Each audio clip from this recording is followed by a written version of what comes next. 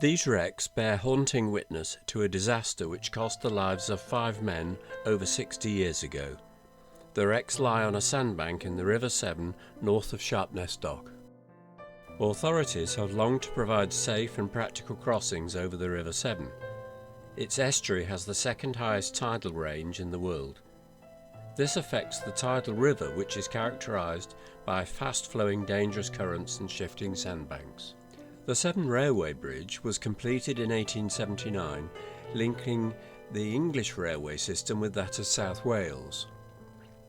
It comprised 21 steel spans, supported 70 feet above high water by piers made of cast iron cylinders filled with concrete.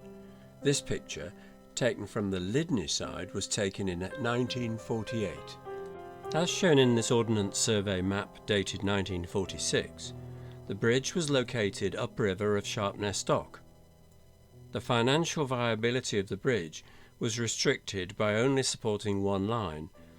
It therefore soon lost traffic to the opening of the rail tunnel in 1886. In addition to showing the location of the bridge, the sandbanks and the main channel are also apparent. On the evening of Tuesday the 25th of October 1960, a number of vessels were making their way up the Severn, intending to enter the Gloucester and Sharpness Canal.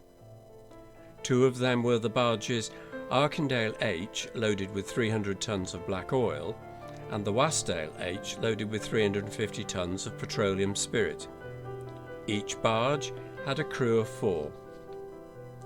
At about 10 p.m, the barges encountered thick fog near Berkeley Power Station, and strong incoming tide was running between 5 and 8 knots, making it difficult to manoeuvre the vessels for their approach to the lock at Sharpness.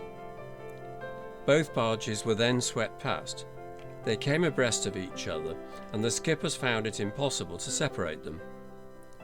They drifted yet further upstream until the port bow of the Wasdale H collided with Pier 17 of the bridge, whereupon she collapsed onto her port side and began to sink.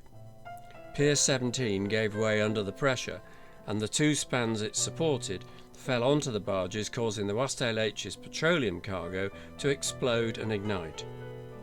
The Arkindale H's cargo of black oil was also ruptured, and with the help of the petroleum spirit it too ignited, leaving the entire breadth of the river ablaze. The 2 barges drifted on upriver, surrounded by fire, before eventually grounding on the ridgebank. This picture, taken 6 years after the accident, shows the absence of Pier 17 and its 2 spans. Not apparent is that further damage to the bridge was subsequently caused when the tanker barge BP Explorer capsized and struck Pier 20.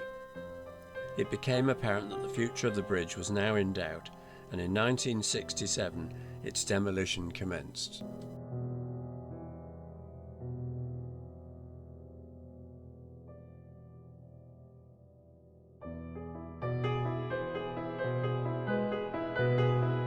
Following the line of foundations, even now the method of construction of the piers using concrete filled iron cylinders is evident.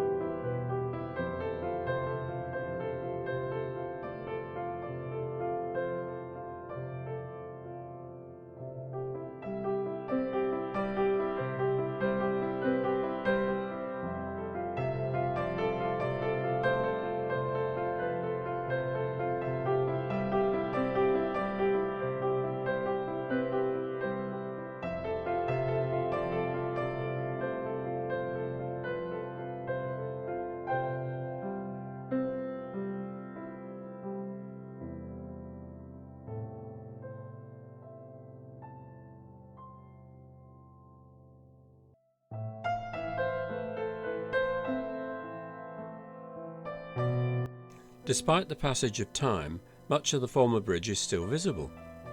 Downstream is Sharpness Dock, leading to the canal on which the two ill-fated barges had intended to pass.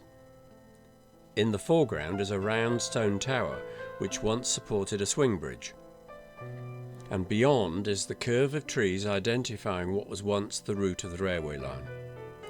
Looking upriver, the sandbanks which characterise this part of the Severn are visible. About half a mile away, the two wrecks can just be discerned on the ridge sandbank. On that fateful night, this whole scene was dominated by fire, which stretched from bank to bank. This plaque was erected by the Friends of Purton to commemorate the 50th anniversary of the disaster. From the riverbank, just south of the village of Purton, the two wrecks can still be seen at each low tide. Using the drone again allows a more comprehensive view.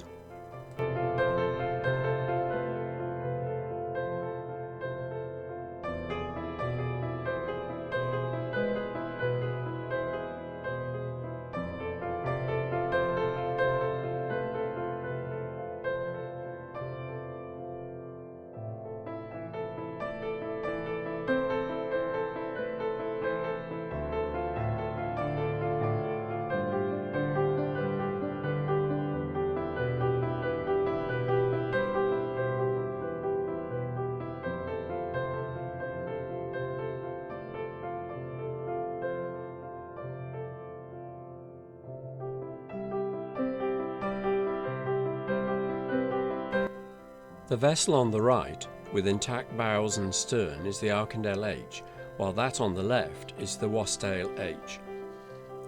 The two barges became beached here following the collision with the bridge. The Wasdale H was still smouldering at the time and became upright the following day after. That movement would have given concern that the two wrecks would refloat and become a risk to shipping. The decision was thus made to use explosive to blow holes in each hull. Whilst much of the apparent damage will be due to the passage of time, there is also clear evidence of craters, where bridge debris hit the decks.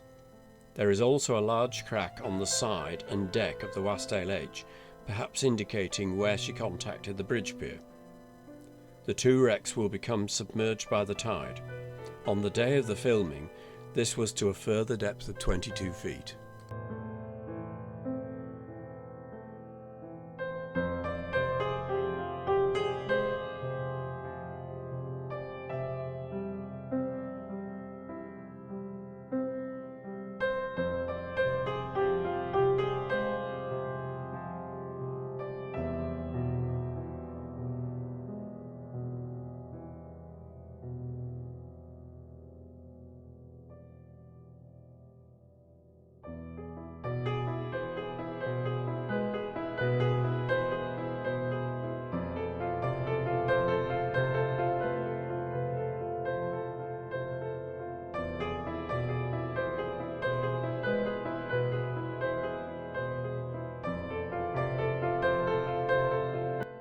On the night of the 25th of October 1960, the accident cost the lives of 5 crew members. Their bodies were all recovered from the river. Only 3 men survived. George Thompson swam the width of the river to the Lydney bank. His calls for help were heard by a farmer who took the exhausted skipper into his home. Hero of the night was Tommy Carter, master of the Shell Traveller. With his crew, he had launched a dinghy to search for survivors. They found the exhausted Jack Cooper hanging onto his life ring. He had been injured when he was struck by the still-turning propeller of the Arkindale H. The only survivor from the Wasdale H was its skipper, James Dew. He was found uninjured 3 hours after the disaster on the Lydney side of the river.